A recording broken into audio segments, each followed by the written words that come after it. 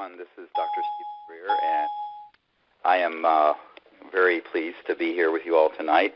I hope everyone can hear me fine on this conference call for those of you who have donated to the Unacknowledged film. So first, I'd like to thank everyone for your contribution, and there are people all over the world who've made this possible. We have almost 4,000 donors at this point. And what I want to do over the next hour is sort of give everyone an inside glimpse of what's going on and answer some of your questions that have been sent in. There's many more questions than we're going to have time for in the next hour, but we'll try to get to some of them. So first, an update. We are in the phase right now where we're doing the post-production, and we've really been at this about 4 or 5 months after we got funding in place. So some of the exciting things that are happening with this film is, many of you know, there's been a number of leaks through WikiLeaks of the John Podesta emails with Edgar Mitchell, who I introduced to the subject, and we'll talk about that a little bit later. We're going to feature some of this in the film. We're trying to get as much in that's current as possible. The other big news is that we have in the category of new witness testimony that will be in here that the public has never seen. There's an Air Force Office of Special Investigations, Lieutenant Colonel, who was at Kirtland Air Force Base, and we did a 3-hour interview with him in Albuquerque, New Mexico, in this production phase of the film this summer. And during that interview, I was able to get him to admit to not only the government's involvement in keeping these projects secret in counterintelligence programs, but that he and others in his department had provided cash payments to people in the media to get them to alter stories, stop stories, give him intelligence, etc. And this included national media. So he confirms what we've been saying for years, and that is the corruption of the military-industrial complex with the mainstream media, and the reason the subject has been able to be kept secret is the cooperation of the media. And this is from a guy who's going to be a name, rank, and serial number, and whose credentials are very well established. So that's one data point. We have another witness who is a constitutional attorney who is involved with the Iran-Contra issue, the Pentagon Papers, and the New York Times, and also the Silkwood case. And in an interview that I had done with him, he talks about that he was briefed on the fact that there were 43 at that time, this was many years ago in 1990, people in the intelligence community who were on the payroll of the 10 largest media corporations in the world, and they represented the intelligence community to alter stories, stop stories, etc. And so this is going to be, corroborating points with this Air Force intelligence, counterintelligence official, and the two of them do not know each other but corroborate that point. The other critical point, data point, that the Air Force intelligence officer provides is that he confirms that there is a false flag operation dealing with the UFO issue to hoax a threat from outer space. And he backs out of his commentary very quickly, and we capture this on camera, where he says that's still extremely secret, very top secret, and did not want to go into any details. But of course, we know from Werner von Braun's statement to Carol Rosin that they were going to hoax events, and have been for 60 years, to create a situation where people would be afraid of things from outer space to justify the militarization of space and to be able to convince the public there was a threat when there is none. The other important thing he confirms is the military and intelligence community and counterintelligence community involvement directly in hoaxing abductions and being involved in abducting humans to make it look like it was being done by ETs. And he confirms this, and of course this is something we've known for many years, but have never been able to get a military official to go on the record, and he is going on the record with that information, which is explosive. So those are just sort of some of the things that are going to be covered in the film. Naturally, what everyone needs to understand with this movie, Unacknowledged, is that this is not being made for the UFO or conspiracy subcultures. It's being made for the general public. So we're having to take people from zero or close to zero in their knowledge base all the way up to this level of understanding how the intelligence community works, how unacknowledged special access projects work, who's behind it, what the agenda of the secrecy is, et cetera, and so on. It's a very tall order to do in an hour and 45 minutes or 2 hours in a feature film, but that's the task at hand. The other big challenge has been going through the thousands of government documents we have and the literally hundreds of hours of military and government officials' testimony and getting the best ones out of all that material to fit into less than a 2-hour film. So it's the mother of all editing challenges, and it's a really huge undertaking to get this archive into a film that would have the effect we want it to have for the general public, again, not for the UFO subculture so much. So that's really what the big task has been over the last 5 months or so, and we're getting it probably towards the finish line in the next, we estimate, 2 months or so. We're hoping that by the first week of December, we will have all the bells and whistles done, the music score, the technical work that has to be done completed. We have a very good post-production house working with the filmmaker and with me to do that, and that's very exciting. I've also just gotten a draft of the movie poster. That's amazing. The outfit doing the movie poster that many of you will receive is the same outfit that did The Revenant with Leonardo DiCaprio and does most of the films that Hanks is in, and a lot of other huge Oscar-winning blockbuster movies. And they're doing this poster and artwork for this film. And there's another group that's very large that's done Oscar-winning movies that's going to do a trailer for it, so that when it comes out, it will be really noted in the public and in the critical media. The plan, just so people get a sense of our timeline, is to try to wrap up the actual film itself and all the post-production work by the first week of December, get it to the Orchard, which is a distribution, big mainstream distribution outfit, which many of you may have heard, has agreed to distribute the film, which in and of itself is a huge accomplishment. It took about 6 months of negotiating to get them to agree to that. And that they are going to then need about 2.5 or 3 months before it's released to do all the preparation and the marketing and what have you. So we're looking at a release date probably late February to mid-March. Of course, that's not in stone, but that's what we're shooting for. Could be a little earlier, but this is still in development.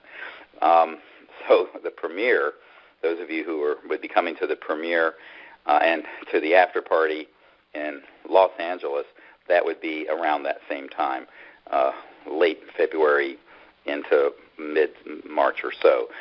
So that's the timeline we're shooting for.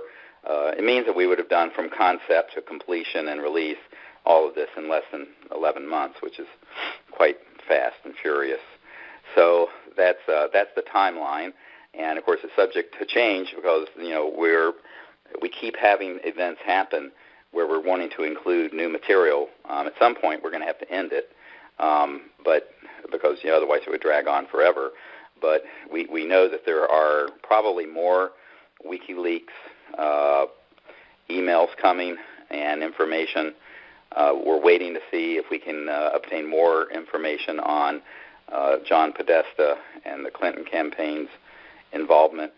And we already have that in the film because, as most of you know, I had put together the briefing for President Obama that went to him via John Podesta, and that John Podesta, the chairman of Hillary Clinton's campaign, had been the chief of staff for Bill Clinton and got very involved in what we were doing with Project Starlight prior to the Disclosure Project in 2001. when we were providing information to the Clinton administration, which was too intimidated to push on the issue, and as you all know, failed to do anything about it.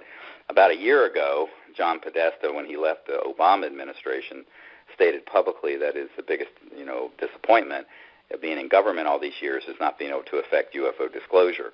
And, of course, many people thought he was joking until you went back to 2002 and saw the press conference he did after the Disclosure Project news conference in 2001, where he is talking very openly about the fact that this needs to be opened up and the secrecy ended. So that's sort of, an evolving story. There may be more confirmatory emails that come out through this WikiLeaks event. We don't know, but we're, staying tuned for that.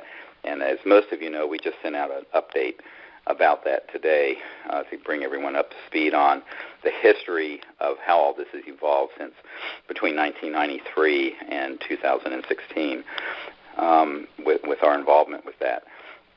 And that's the other thing that is very exciting that's happening is that the distributor is going to engage or has already engaged a big PR firm. And they, when they announced that they had acquired the distribution of the film, The Orchard, that story was covered in a lot of mainstream media and websites, as well as in the Hollywood Reporter and elsewhere. So we're hoping that over the next 3 months or so, as the film gets to completion and we begin to have a target date for its release, we'll do more of that, because our objective is to educate the public on the fundamental truth that we're not alone in the universe, that we're being visited, that there are unacknowledged special access projects being run illegally, and that that there is a deep agenda that's been going on since the 50s that are psychological warfare programs oriented towards convincing people there's a threat from outer space, because this would greatly benefit the current power structure that is militaristic and what Eisenhower called the military-industrial complex. And now that we have data points and whistleblower testimony admitting on the record that we are hoaxing a lot of the events that the UFO community thinks is ET, and it's man-made, which, of course, I've been saying for over 20 years, I think this is going to really become a bombshell as people begin to realize that this is being admitted to by a government official who had personal direct knowledge of it. The other thing that's very interesting, and this is probably going to be a separate release from the film, is because this interview, you have to understand, this one interview with this Air Force officer is 3 hours. And it was 3 hours chock full of jaw-dropping, amazing information. We're probably going to have a special feature that will be just that interview, because it's frankly, you can only put a talking head of one person for so many minutes in a feature film without, frankly, putting the general public to sleep, which you don't want to do. You want to have something that's fast-moving and diverse.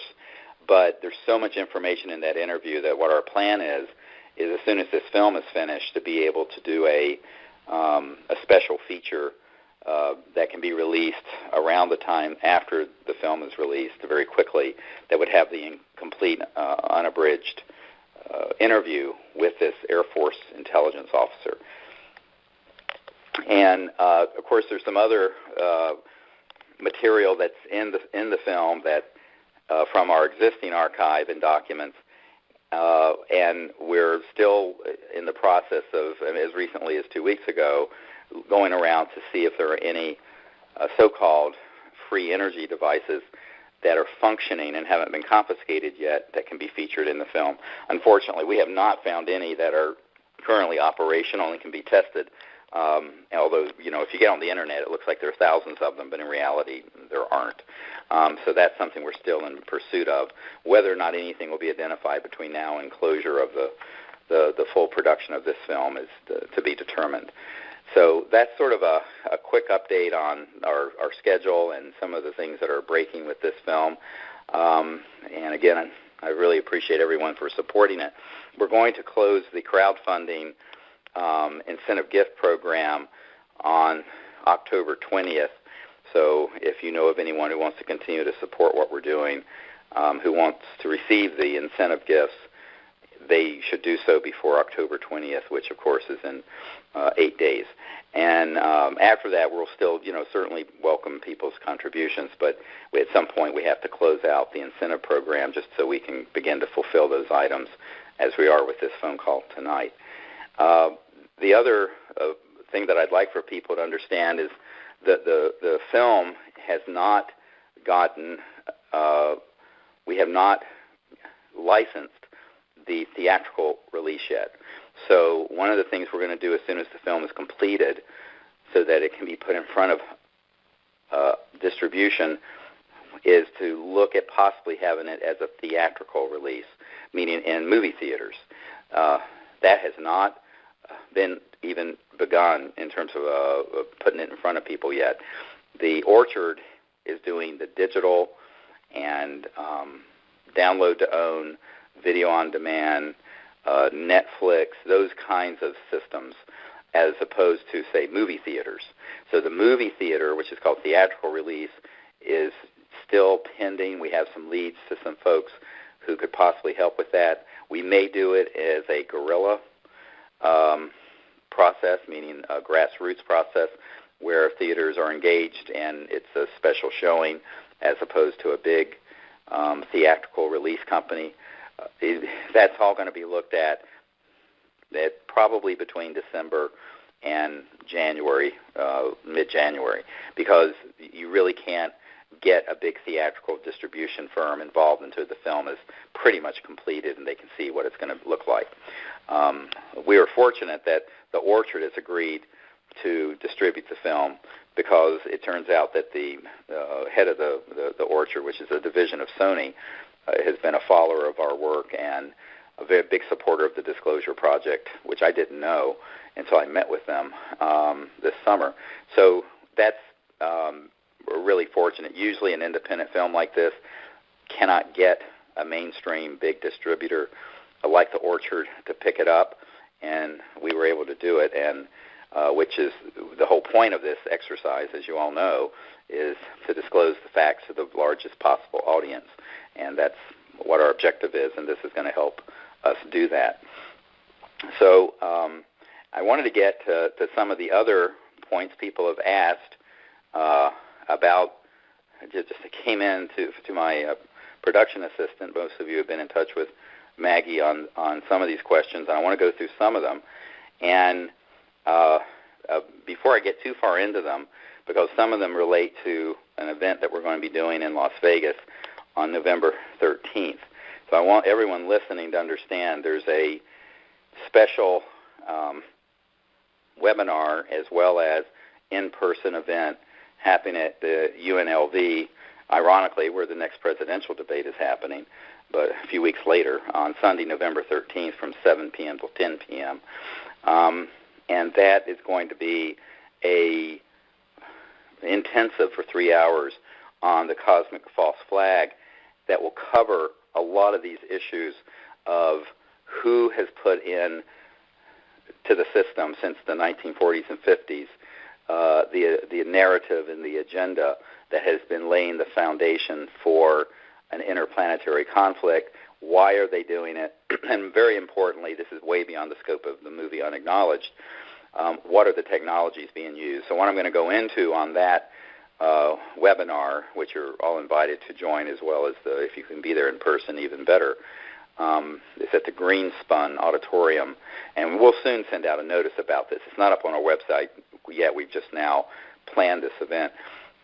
And we're really wanting to go into very deep background on the electronic warfare systems that are behind a lot of experiences people have had, how consciousness affecting technologies, so-called quantum holographic electronics that affect awareness, have been developed since the 40s and 50s that have targeted people, that have induced abduction states, and what those technologies are, how they're doing it, which corporations are involved, what counterintelligence operations are involved, how they stagecraft it.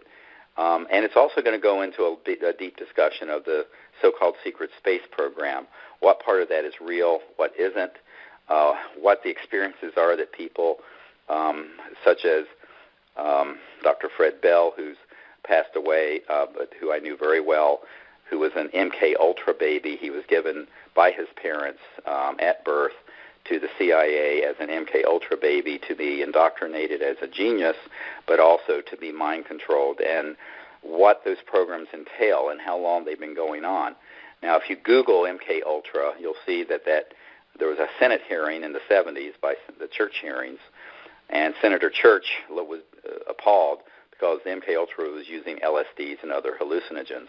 What did not come out during that hearing are the electronic warfare systems that interface with thought and consciousness that can induce, frankly, electronic hallucinations.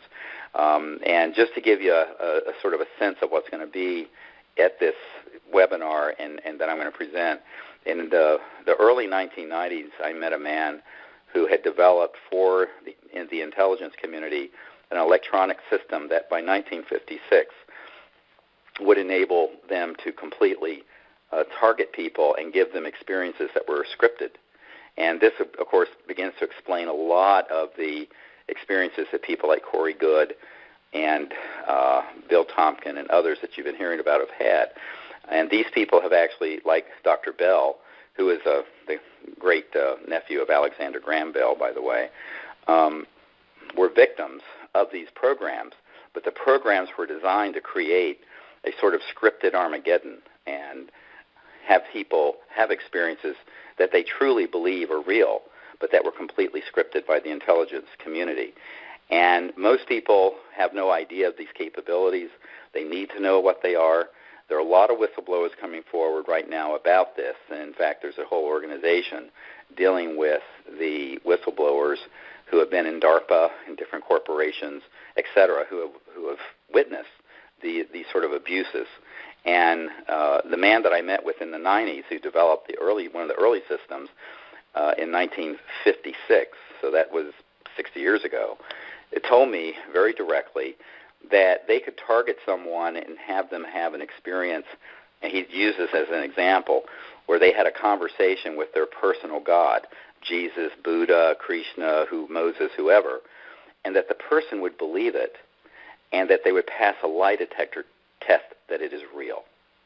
And when you take that technological capability, and then the government documents we acquired that talk about the hoaxing and the psychological warfare value of the UFO subject and how easy it would be to move the public in the direction of a fear-based reaction to the ET presence. Now, a lot of people say, why would they want to do that? Well, you have to be able to acculturate people into hatred and fear to justify any war. And so something this large, as Wernher von Braun said, they went through this whole period after World War II. The first there'd be the Cold War, then there'd be nations of concern, and then there'd be global terrorism, which, by the way, we talked about before 9/11. And then there would be the threat from outer space. And the big one they would play would be the quote-unquote alien threat. Now, remember, this was planned in the 50s and was hatched. So it's been over 60 years that they have been developing this narrative. And so what this webinar is going to be about, and this lecture, for those of you who can come in person, is pulling the curtain back on the Wizard of Oz that's been pulling the levers and confusing and hoaxing things for over 60 years. And I think it's very important that this be done, because otherwise, with what's been happening with the WikiLeaks revelations, the fact that you have a major presidential candidate and her chief of staff, John Podesta and Hillary Clinton, talking on television interview shows about the UFO subject. Even the New York Times has reported some of this. It used to be completely banned. I'm concerned that they're actually ramping up the timeline to hoax the big one, something that would be a cosmic 9/11, a sort of cosmic massive false flag operation. And I think it's very important that we get, to the extent we can, a warning out to the public about this and what the agenda is and what the means and methods, as they would say in the intelligence community, are for hoaxing this sort of event. And so that's going to be a very detailed presentation. I hope those of you who can be there in person or join in on the webinar. So in terms of getting to some of these questions, I'd like to, the first one I'm going to take is someone asked, what can we, the American people, do to get Congress, the Senate, members of the armed forces, Vice President, and President to release all UFO, Area 51, and project information to the public and stop the secrecy that's been plaguing America all these years?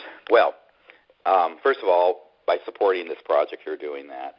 Secondly, I think it's really important that, because with the social media now, that everyone post to their friends, colleagues, neighbors, whoever in their Facebook and Twitter and social media network, this information that we're sending out, and find your voice to speak about it. I'm very skeptical that the U.S. Congress or the President, even if they held a hearing, that they would be allowed to have the testimony of the truth tellers be added. They would probably be at a dog and pony show. It would sort of be sort of a staged event, like all these committees have been. Now, I think it's important that they have a hearing, but I think people need to be prepared for the fact every time they've had one, it's been hijacked by the intelligence community and turned into a dog and pony show. So the reality of it is we, the people, are going to have to do the disclosure, and then we hope as this takes momentum, there will be support coming from different governmental circles. But I think that the question betrays a certain assumption, and that is that the Congress and the President would have access to these unacknowledged special access projects, even if they had the courage and the intent to expose them. And what I have found since from 1993 until today is that most of the time, the people who are in key positions in the government and even key positions at the Pentagon who should have access to anything this sensitive do not. And when they try to get access, they're either completely turned aside or threatened. So the question becomes, how do you have the checks and balances required in a democracy?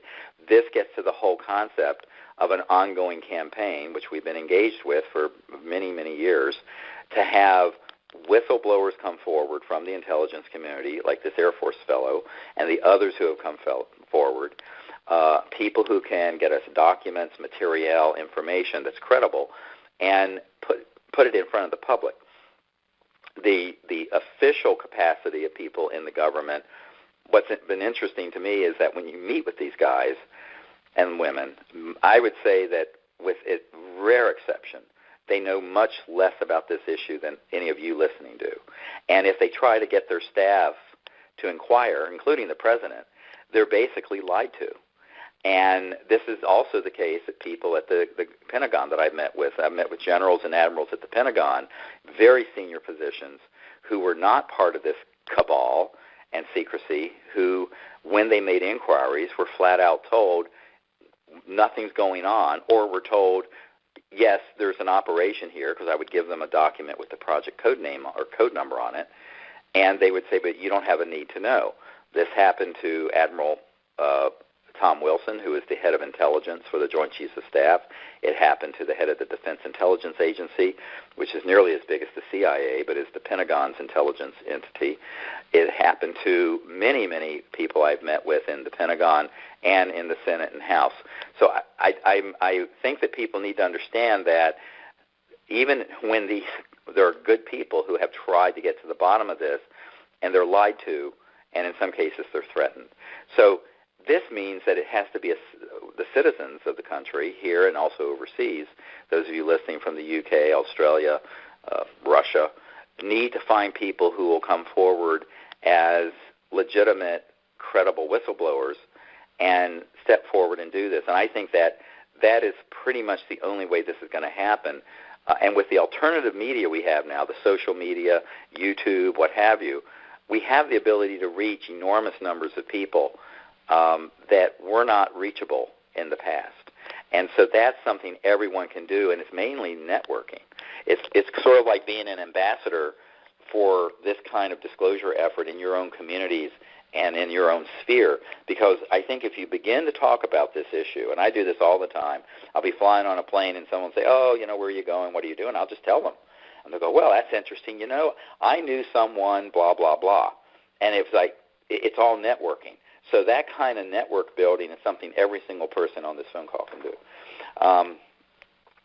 So that's sort of one way of understanding this. And meanwhile, we can all hope that people who are in legitimate, or allegedly, I should say, legitimate power in the government will do the right thing at some point. But having witnessed this for 23 years, the foot dragging and the politicians, let's just say I'm not holding my breath. I think it's very important that we continue to do this as an independent activist group of people for disclosure. So the next question is related to what I started to talk about the webinar, and that is, do we have a current secret space program operational near Earth or in deep space using advanced propulsion technologies? Yes, we do. Is it in deep space? That I'm not convinced of. I think, there's a wonderful Red Hot Chili Peppers song, and it says, space is made in a Hollywood basement. It's one of the verses. It's quite funny, actually. And there's a lot of truth to that. So what I'm saying here is that we have had gravity control when we inherited the scientists from the Third Reich and Adolf Hitler in the 40s, Operation Paperclip, and people like Werner von Braun and Hermann Oberth and others came over. We inherited their state-of-the-art with electronic systems that cause so-called anti-gravity. Those were studied and then development at the time that we downed, it turns out, confirmed now by this Air Force intelligence officer, 3 ET craft near Roswell. Now, that was a deliberate downing using a scalar electromagnetic weapon system that appeared to be in a radar dome, but it wasn't. And the reason they knew they were going to be there is that there had been ET craft observing all the atomic bomb blasts up from 45 through 47. And they knew that there would be ET craft in that area because at that time Roswell was the only nuclear bomb squadron in the world. So they switched this thing on. It affected the field propulsion of those craft. They crashed. The study of those objects combined with the work that had been done by T. Townsend Brown starting in the late 20s and 30s and 40s, and that had also been picked up by the Germans during World War II, which, by the way, their secret weapon was not the atomic bomb, it was this anti-gravity system. So all that came together between 1945 and 1955, and by 1954, we mastered gravity control, so-called anti-gravity systems, to a large extent. And so we began to utilize that, and the really sad thing about the conventional space program, and this is also true of Elon Musk with SpaceX and Richard Branson with Virgin Galactic, and you have all these things going up and exploding and using explosive propulsion. It's basically a Chinese rocket that's thousands of years old with a whole lot more power, and they're very dangerous, and they destroy the upper atmosphere and stratosphere, and we don't need them, and we haven't needed them since the 50s. But they want to keep those technologies secret, and so there is a clandestine, covert use of them where they do go to the moon and they do go to probably some of the areas near Earth.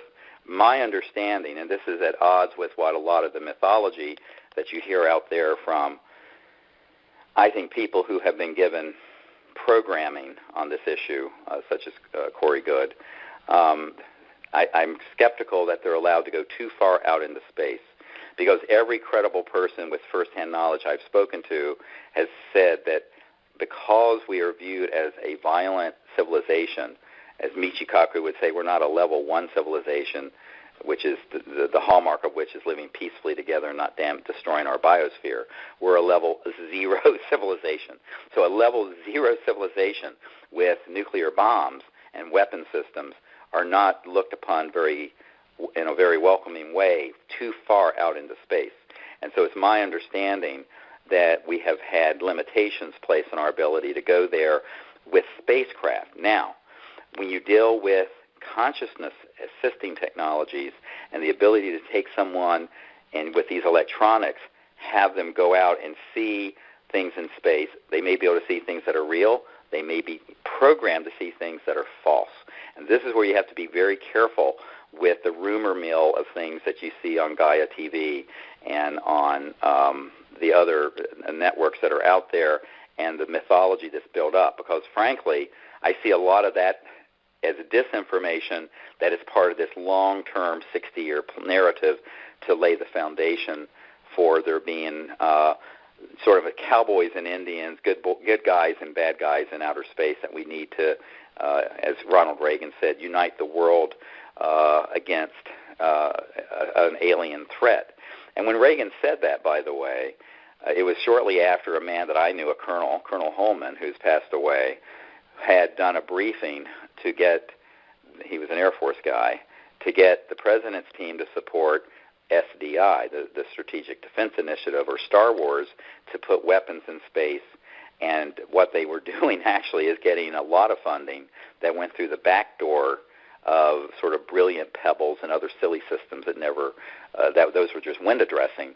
And they were going into these black projects, these $100 special access projects, and the USAPs were taking that funding and expanding their ability to target ET spacecraft when they step down into linear space-time from transdimensional, hyperdimensional space-time. So that's what people need to understand. Reagan was manipulated into saying that at the United Nations when he said, wouldn't our job of creating world peace be easier if we had a common alien threat to unite against?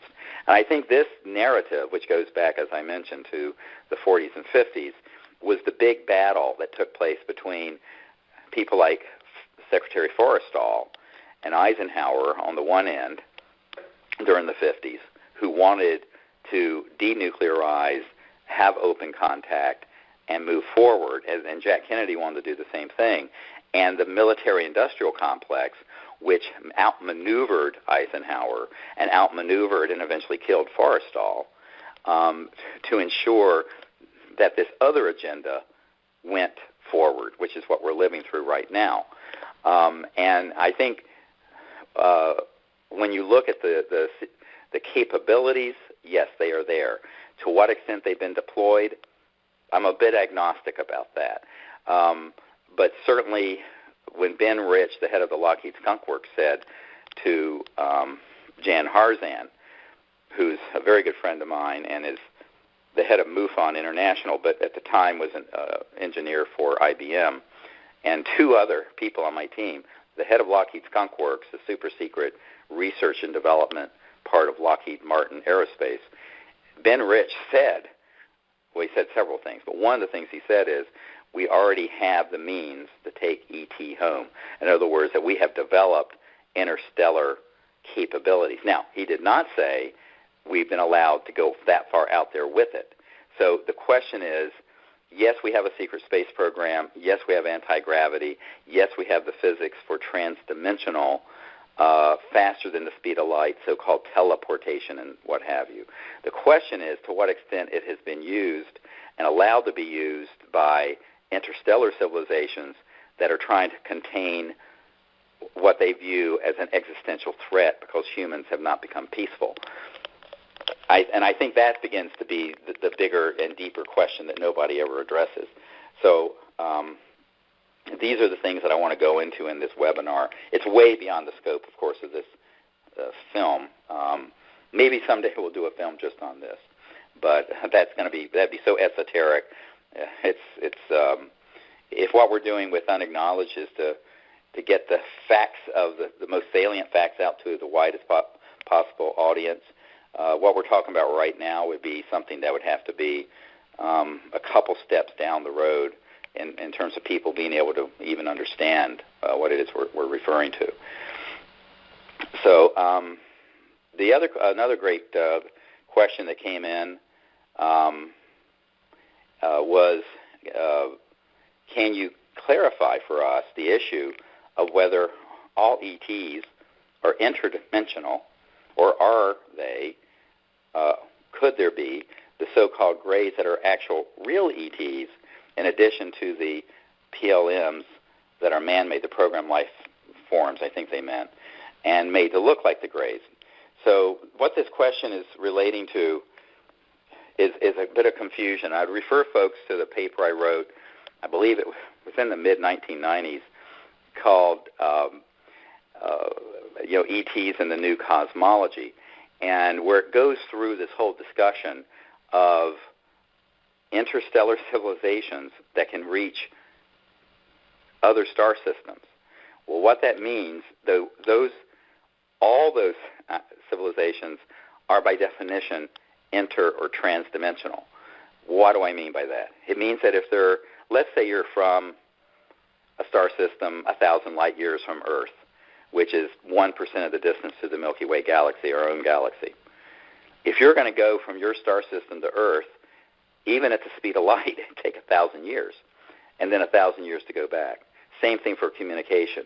It means that all civilizations that are interstellar are, by definition, interdimensional. They have to go beyond the crossing point of light, which I write about, and when you cross that light barrier, which is a phased event with electronic systems, it's all electronics, magnetic field propulsion, you're then going through other dimensions, and you're dropping out of linear space-time. So instead of going in a straight line from 1,000 light years from here to Earth, you're basically dropping out of linear space-time and therefore compressing the travel, quote, time and distance so that you can be here. Now, when you then step down, as it were, into linear space-time around Earth, you're going to come through what's called the crossing point of light back into 3D or 4D if you count time. So all ETs that are here that are interstellar are, and it's all of them, also interdimensional. Now, to make things a little more confusing, people have experiences with interdimensional beings that are not ET. And what am I talking about? You might have an experience with, say, an angelic being, or your dead grandfather, or some poltergeist phenomenon. Well, that's someone in the so-called astral field of energy that can, under certain conditions, press into linear space-time and knock a vase off a table, or touch you on the shoulder. Now, those are intelligent beings that are in another dimension, but they're not from another star system physical planet. So while all extraterrestrial interstellar travel capable civilizations are interdimensional, not all interdimensional beings are extraterrestrial. You see what I'm saying? I mean, this is really a very important point because there's so much confusion out there about this, because what happens, people will take an external phenomenon, and because the phenomenon is similar to a transdimensional ET, they'll confuse it with ET when it's actually something from another dimension altogether. So the reason I wrote that paper in 19, and I know nobody reads anymore, but being the professor here, people do need to read. So that paper is up there on our website, and it's in my first book. But it goes into some detail about this differentiation and the cosmology that involves space-time, interstellar travel, but also these other dimensions and how they're folded within each other, because that's how you reach discernment. Now, the questioner, I don't know who sent the question, was very correct in saying that then could it be that some of these so-called grays are real ETs and some may not be? Yes, because the intelligence community has been taking both the genetic material but also using stagecraft. In fact, this Air Force intelligence officer talked about taking guys who were some special forces, very small men, making them up to look like a gray, putting them on a man-made flying saucer with electronic warfare systems, and I know for a fact other chemicals and hallucinogens, and abducting people. And one example he gave was someone who was in an area of a classified facility where they saw something they shouldn't, and they sent this abduction squad out complete with man-made looking little grays. Now, to the casual person who knows nothing about these counterintelligence capabilities that have been in full development since the 40s and 50s, they would 100% be fooled that it was ET when it was 100% man-made. And this is the crux of the problem, is if we don't have discernment on this, they're going to be able to fool us. And it's sort of like The Who when they wrote, We Won't Be Fooled Again. And they wrote that after, we were fooled into Vietnam and all this stuff. Well, in fact, we have been fooled again. And we keep getting fooled. We were fooled on 9/11. We were fooled with the Iraq situation. And unfortunately, we're about to be fooled on the cosmic flag if we don't wake up and begin to learn what these capabilities are that are man-made that can simulate an ET event.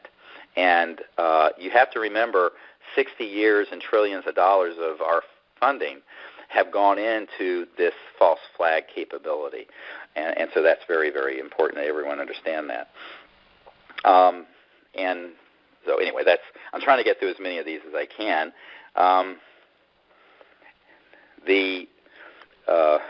Another very good question is, how would you protect inventors in case they approach you with their technology? Will open sourcing it be enough? And what are the implications of this, referring to the previous questions we've been discussing? Well, here's the problem. It's not enough just to open source it. You also have to have a massive public profile. One of my frustrations, I was just on the phone 3 weeks ago maybe with a man in Arizona who has a astounding over Unity system. He wants to keep it secret. He thinks he's going to put it in megawatt power plants in Alaska and Africa, funded by one of the oil emirates. No one will know about it because he's so clever, and it'll save the world. Now, I probably have met several hundred genius inventors like that who strategically are so far off the mark. And by the way, every single one of them have been either assassinated, bought out, or the plan has failed. So you have to combine not only open sourcing the technology, pushing it out so it can't be seized, but you have to combine that with a public disclosure initiative that makes the knowledge a household fact.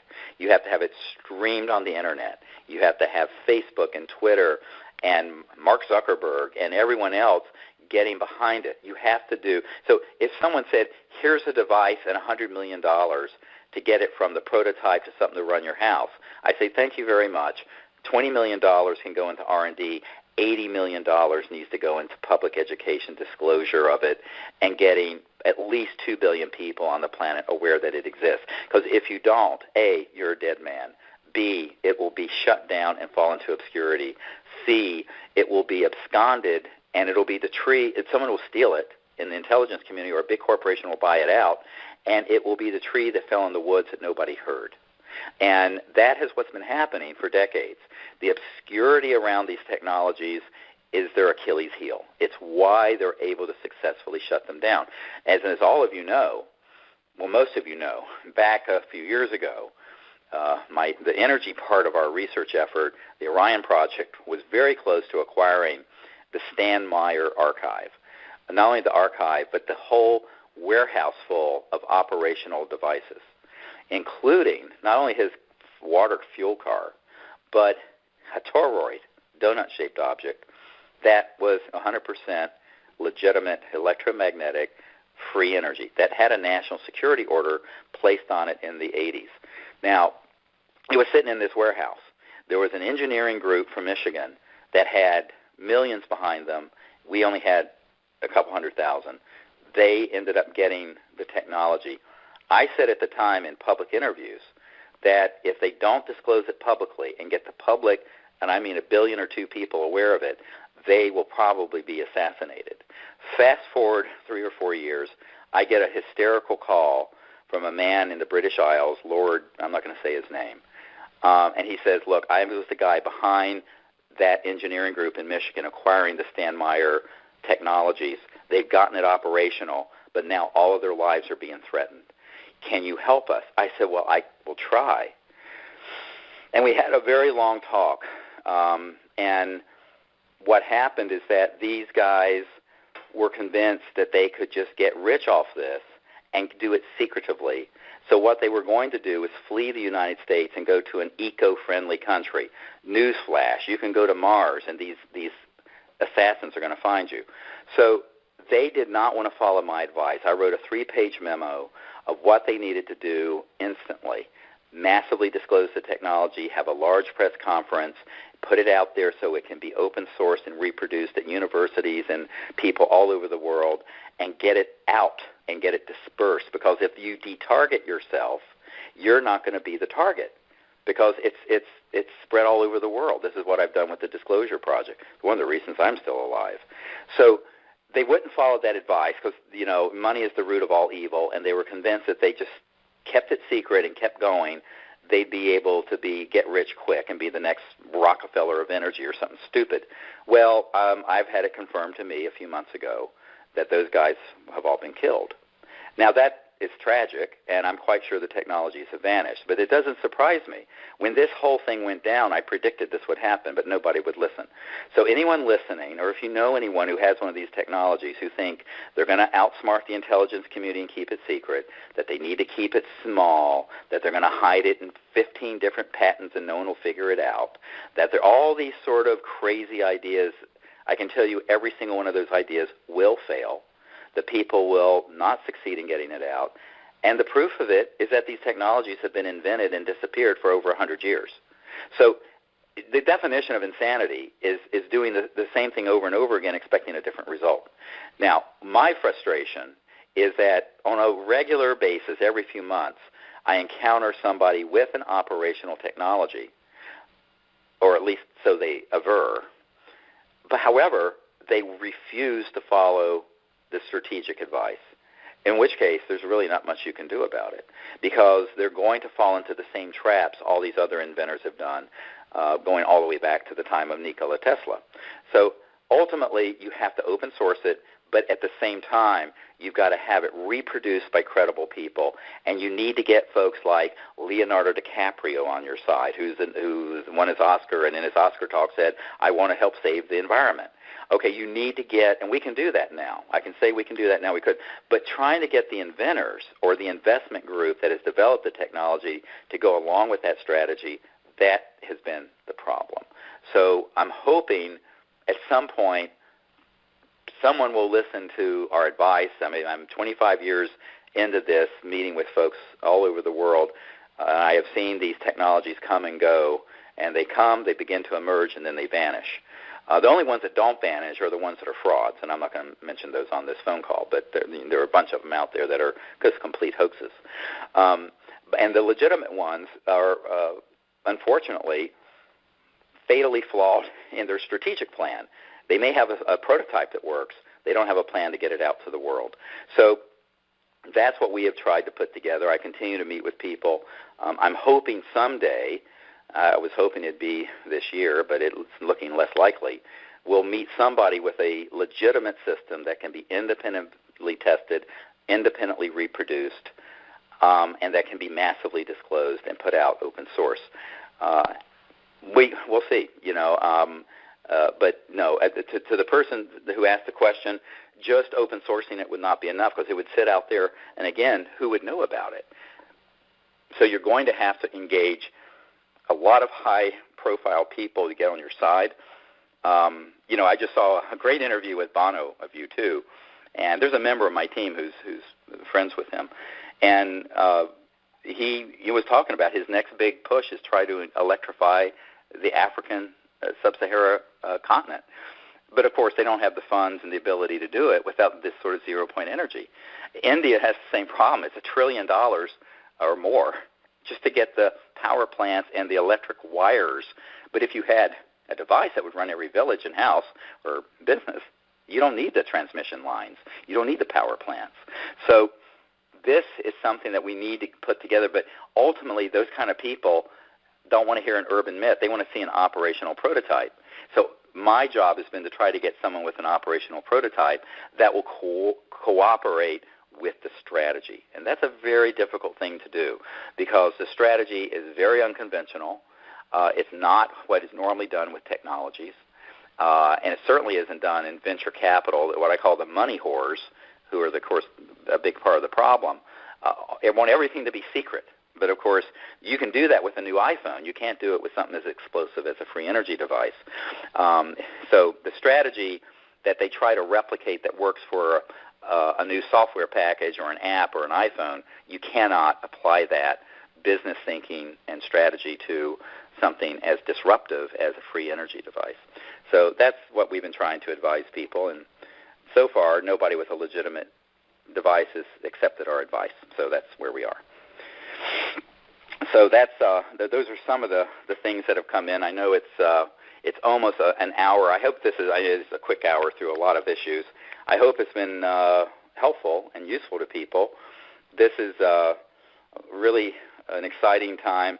I want to thank everyone again for your support all over the world. It's really been touching. I mean, the donations have been from $5 to $111,000 on this project, and we're now pushing $650,000, which is going to make us one of the top crowdfunded independent projects in the world for a film.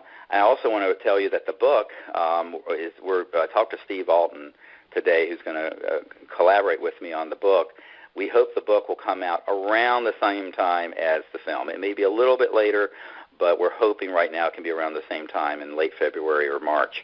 So I'm hoping by the early January we'll have that book completed, and that also is a massive undertaking. I don't talk about it as much as the film, but it's, you're talking thousands of pages of top secret witness transcripts and government documents being boiled down to a 400-page book. I mean, it's an enormous undertaking, but that's another project I'll be working on more heavily as this film begins to get wrapped up.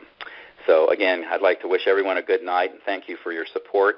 If you want to continue to support us or know people who do, we're going to keep the crowdfunding incentive program going until October 20th. And if those of you who can join me